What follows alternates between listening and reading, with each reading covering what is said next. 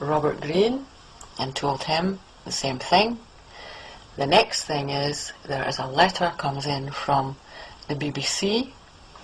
In that letter it states that it's not that they don't believe Hollie, that she was abused, but the fact that they still believe that I have got mental health problems.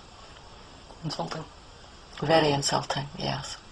When I spoke to Mark Daly, Mark Daly said that no pressure was put on him, and that it was entirely his decision. Well, Mark Daly told us that he has got a brother with disabilities, and this was his connection to this story. Now, it would be very interesting to see if he has got a brother with disabilities, you know? If anyone out there can tell us if Mark Daly's got a brother with disabilities, you know? Because if he has, he should be thoroughly ashamed of himself.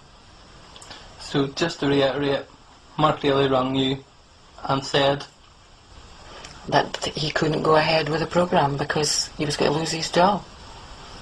Do you think that was because of Levy and McRae? I would say 100%, yes. Okay. They had leaned on the BBC lawyers. This is Manchester Radio Online. You're listening to the Tony Legend Show, and that was Anne Greig speaking with me a bit earlier on in the week.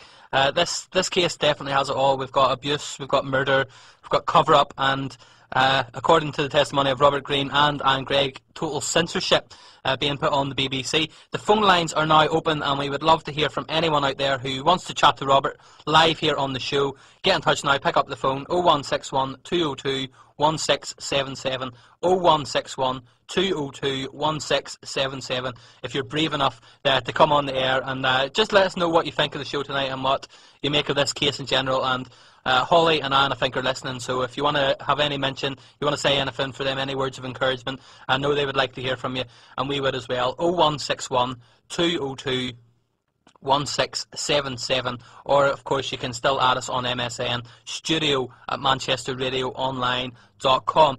Alright then, we've got a call coming through now, we may as well take it live on air. You are live on air here on Manchester Radio Online. Hello, it's David here. How you doing, Dave? Greetings. Hello. What would you like to say tonight, sir? Well, I was on the memo last week about Grampian police. Yep. Now, I had all the problems. Since I spoke to you about Grampian police, when they locked me up for having a firearm, they said they had a witness and a statement. I've now found out that they had witnesses, but when they came to court, they couldn't produce any of these witnesses, or there was no statements.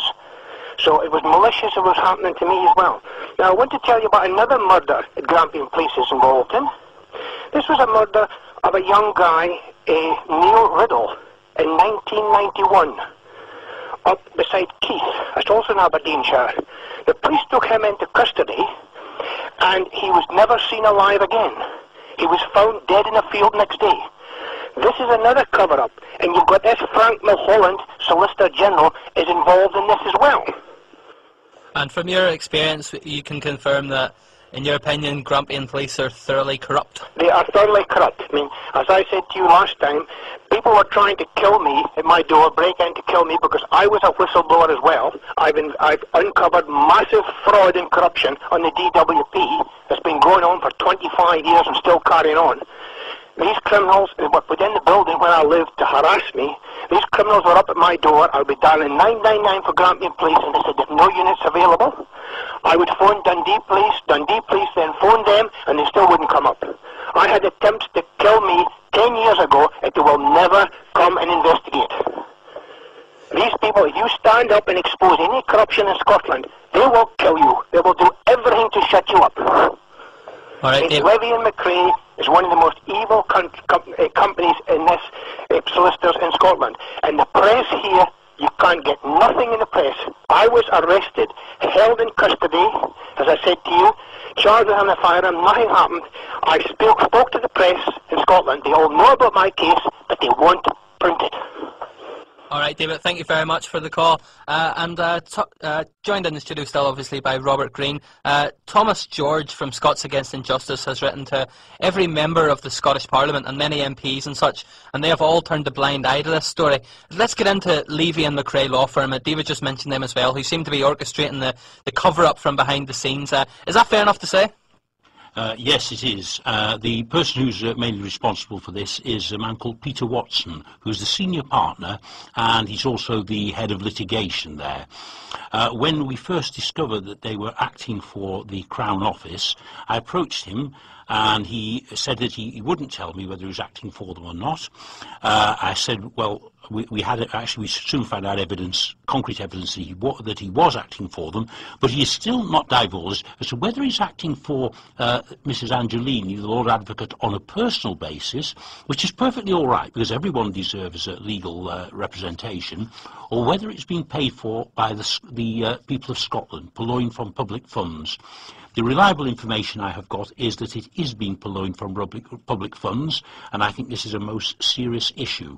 And I really do think that, to actually use public funds to suppress information from the very people who are paying your wages is absolutely appalling, but that is going on.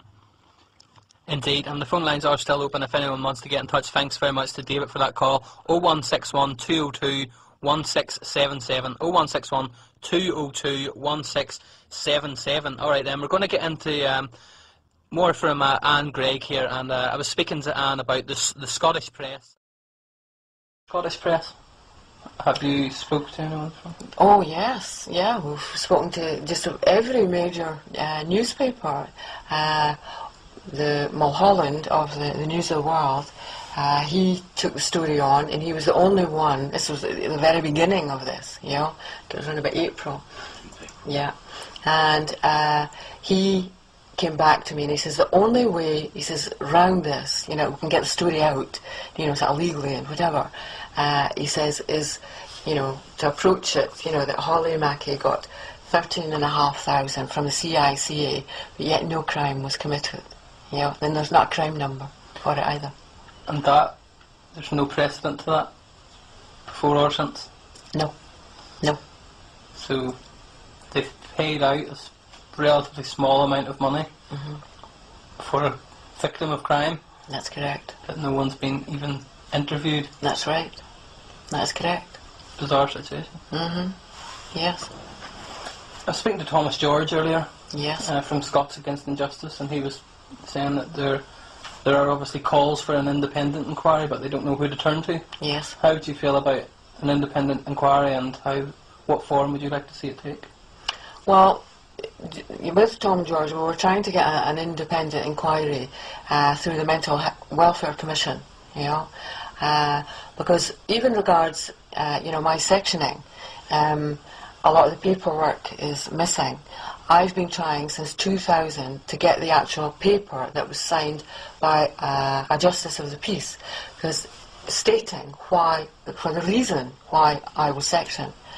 Now, Mr. Lyons, the head of mental welfare, admitted on the phone that he cannot find the paper that states why I was sectioned.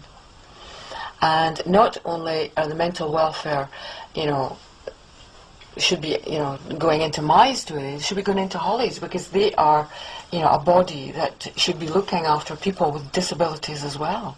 That's part of their remit, And do you think that they sectioned you just to discredit you? Totally, yes. And then and the BBC actually used that as one of their main... That is correct, yes. After I was sectioned, I went to a lawyer, Yvonne McKenna, and she sent me to a psychiatrist in Glasgow. And I spent the whole day, laying myself bare, to questioning, everything like that. And the psychiatrist came back, and I've actually got a piece of paper stating that there's absolutely nothing wrong with me. Yeah. In the interview today in America, one of the things that came out, because they said that I was suffering from paranoia about my husband, and also paranoid schizophrenia, right? And I should take this drug, risperidone. Now, during the course of the afternoon, I think it was Stuart actually said that this risperidone kills your memory. Wouldn't trust any of them tablets that they give you. I never took any of them anyway. That was Anne Greig speaking with me earlier on in the week. We've got a caller on the line. Jen, you are through to the studio with myself and Robert Green. Hi. How are you doing? What would you like to say this? Oh, I'd just like to say how much I admire what you're doing, you guys. I've been reading about this for the last few weeks. I'm a member of the group on Facebook that is growing exponentially. 1,200 members? No, 12,000. 12,000 members. 12,000 members. 12,000 members, and it was shut. It was, of course, shut down for about 1 day or possibly 2 days. Sure, but people are now finding ways around, like the videos that keep getting blocked and taken down. Other people are putting them up other ways. Every time they block something, some bright being actually manages to get it through. The message is going far and wide. I've got friends all over. I've been sending emails out and connecting all of this up.